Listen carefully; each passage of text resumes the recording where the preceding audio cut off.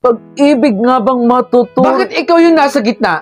Hindi ba dapat ako ang bida dito sa palabas na to? Baka nakakalimutan ninyong best actress ako. Ako ang magaling dito.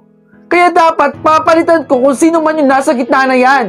Sabihin mo kay Direk na dapat ako ang nandyan at hindi ikaw. Ano bang linya mo? Akin na. Kayang-kaya ko yan. Kasi nga magaling ako eh. Direk, kung hindi mo papaalisin ito at ipapalit ako dyan, isusumbong kita dito sa school admin natin. Umalis-alis ka nga dyan. Akin na yung linya mo. Kayang-kaya ko yan. Mamaya ka lang sa akin. Huwag kayo magsiksikan. Lahat kayo mabibigyan, ha? Dahan-dahan lang. Bakit nagsisiksikan at nagtutulakan dito?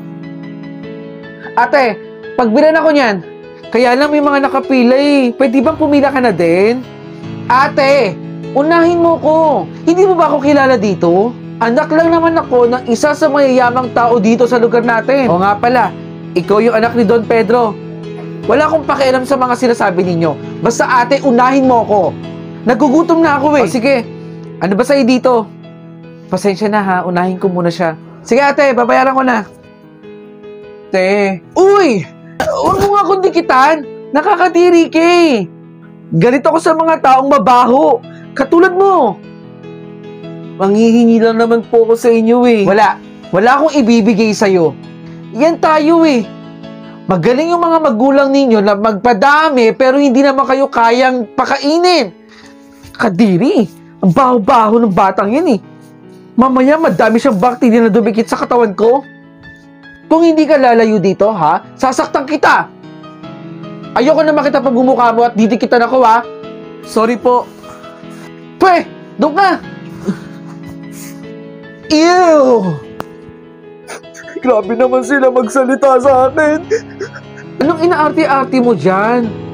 Alam mo kung ako sa'yo, huwag kang umiyak. Arte lang yun eh. Eh paano?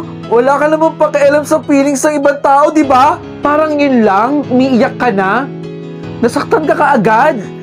Eh paano kung mas grabe pa ang sabihin sa'yo ng taong yun? Iiyak ka agad. Ang arte-arte naman ito. Hindi ako maarte. Nasaktan lang talaga ako. Kung ako sa'yo, huwag ka nang umiyak. Lourdes, halika nga rito. Si Daddy. Daddy, papunta na po.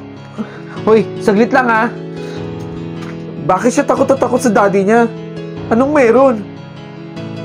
Aray ko po, Daddy. Tama na po. Ang sakit na po, Daddy. Gagalingan ko pa po sa school. Opo, ipapakita ko po sa inyo mas magaling ako sa kanila.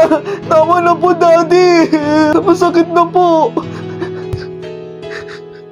Oh, na-enjoy mo ba yung content ko? At gusto mo rin bang manalo ng POV shirt gaya ng suot ko? Madiscarding nila lang?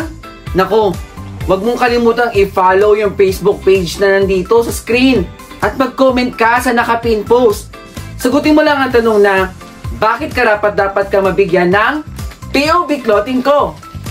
3 designs meron tayo. Malay mo, isa ka na sa mabigyan ng POV shirt ko. Ano pang inaantay mo? Mag-comment ka na dun.